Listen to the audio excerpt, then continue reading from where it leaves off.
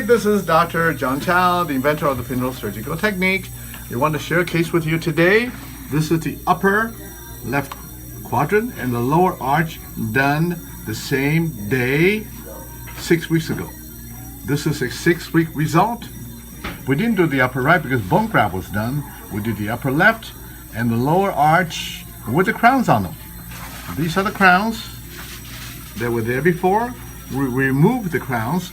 We had root canal done on them before, so we could leave temporary crowns off until much later.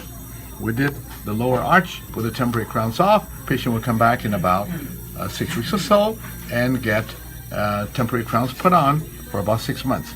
So this is after, and this is before. This is after. See it again.